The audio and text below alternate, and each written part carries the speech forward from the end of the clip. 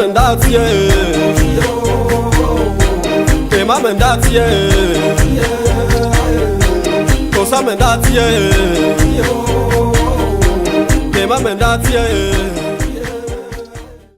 ክቡራትና ክቡራን ከሁሉ አስቀድሜ እንኳን ለ2018 ዓመተ ምህረት የቤንች ብሔር ዘመን መለወጫ ቢስት በዓል በሰላምና በጤና እንኳን አደረሳችሁ ማለት እፈልጋለሁ።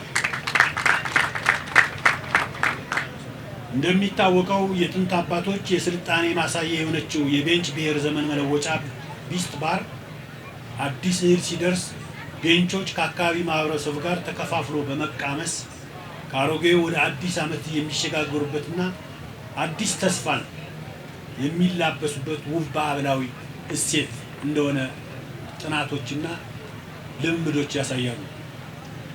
በዓሉ ከጨፍጋጋው ክረምት ወደ ጸደይ ብርሃናማ መሸጋገሩን ቤተሰቡን፣ ልጆቹን፣ እርሻቸውን፣ ከብቶቹን ቀየውን በሰላም በመቆየቱ ለፈጣሪ ምስጋና በጋራ የሚያቀርቡበትና የበኩር እህል የሚቃመሱበት ስርዓት ነው። ቢስት በቤንች ዘንድ ዘመድ አዝማድ መገናኛና መጠያየቂያ፣ የመትረፍረፍና የልምላሜ፣ የፍቅር፣ የተድላና የፍስሐ በዓል ሲሆን የእርስ በርስ ግንኙነት የሚጠናከርበት፣ የተራራቁ ቤተሰቦች ወዳጆች ዘመዶችን የሚያቀራርብ፣ የይቅርታና የመተባበር መንፈስን የሚያጎለብት ታላቅ ባህላዊ እሴት ነው። ቂምን፣ ጥላቻንና የጥርጣሬ ግድግዳዎችን በመናድ ያለፉት የታሪክ ምዕራፎችን ዘግቶ በይቅርታና በምህረት ለመሻገር አይተኬ ሚና ያለው ሲሆን እነዚህ ባህላዊ እሴቶቻችን የወል እውነቶቻችንና የብሔራዊ ትርክቶቻችን መሰረቶች ናቸው። ክቡራትና ክቡራን የቢስት ከባህላዊ እሴትነቱ ባሻገር ህብረ ብሔራዊ አንድነትን በማነጽ ለአስተማማኝ ዘላቂ ሰላም ግንባታ እንዲሁም የሀገረ መንግስት ግንባታ ውጥኖችን ዳር ለማድረስ አይተኬ ሚና እንዳለው ይታመናል። የቢስት እሴቶች ከተፈጥሮ ጋር የጠበቀ ቁርኝትና ከግብርና ምርት ጋር የሚተሳሰር እሴት ያለው በመሆኑ የቤንች ህዝብ በየአካባቢው ያለውን የፈጥሮ ሀብት ወደ ልማት ለመቀየርና ብልጽግናን በቤተሰብ ደረጃ ለማረጋገጥ እንደ መስፈንጠሪያ አቅም መጠቀም ይኖርበታል።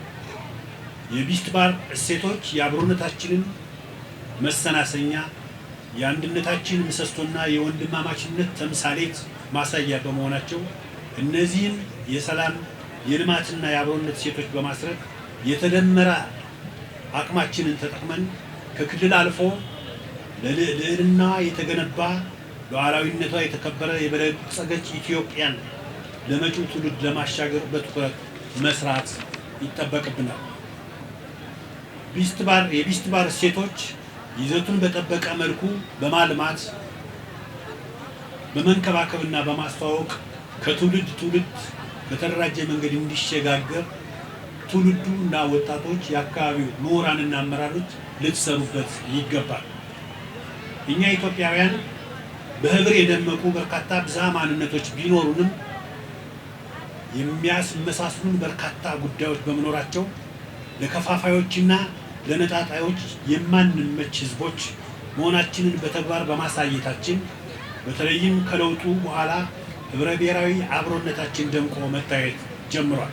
የቤንች ብሔር በቀደምት አባቶቹ የራሱን ባህል፣ ቋንቋ፣ ታሪክና እሴቶችን መሰረት በማድረግ ራሱን ይመራና ያስተዳድር የነበረና ባህሉንም ሲያከብር ለዘመናት የቆየ ቢሆንም በተለያዩ ምክንያቶች ላለፉት በርካታ ዓመታት ባህሉ ሳይከበር ተቋርጦ ከቆየ በኋላ ከለውጡ ማግስትና ከብልጽግና በፓርቲያችን እውን መሆን በኋላ ብሔራዊ አብሮነቱን ማድመቂያ፣ የአንድነቱን ማሰላሰያና የጥንካሬዎቹን ማድመቂያ አድርጎት